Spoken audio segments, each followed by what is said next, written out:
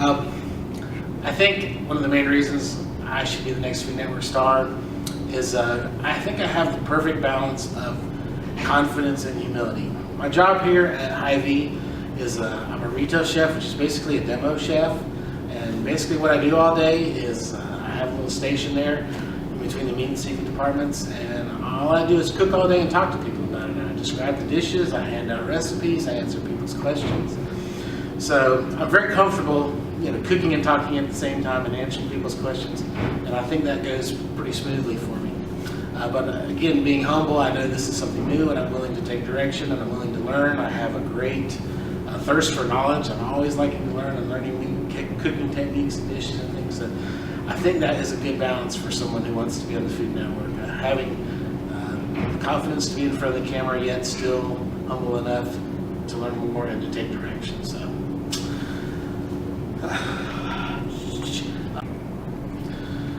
My culinary influences, I grew up in the South. I was raised in Jacksonville, Florida. So a lot of my comfort dishes as a kid is things, a lot of soul food, collard greens, black-eyed peas, shrimp and grits, fried chicken. So that's kind of my go-to flavors from when I was a child.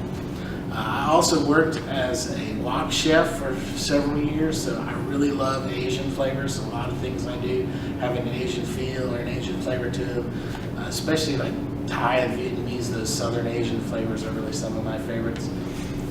As far as a person, one of the first chefs I ever worked for was Richard Granomeyer, and he was featured on Lifetime's Great Chefs of the South. He was a really great guy.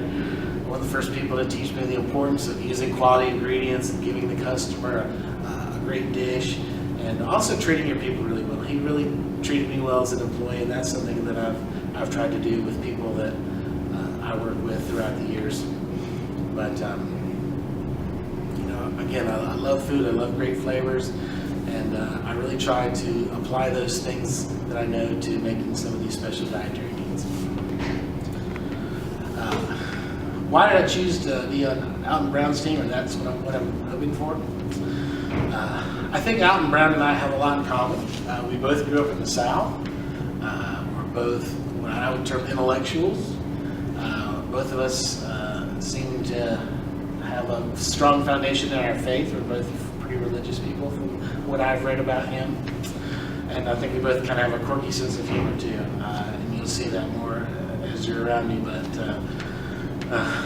definitely like to make people laugh too, as well as informing them and entertaining them. But my favorite thing about Alton Brown is he is a person with heart. One of my favorite Alton Brown moments was on, I think it was season 7. It got down to the final 4, and it was between Justin, and I can't remember her name, it was the Southern lady who did party hosting. But it was coming down to who was going to be of those two people, and the deciding committee decided to let both of them go through to the final round, and Alton Brown got very emotional. He just about lost it on camera. And I thought, there's a guy with heart, and that's someone that I could really relate to, because I'm that way too. My emotions usually run pretty close to the surface. I would like to do a show on special dietary needs, because that's something I've done for my family.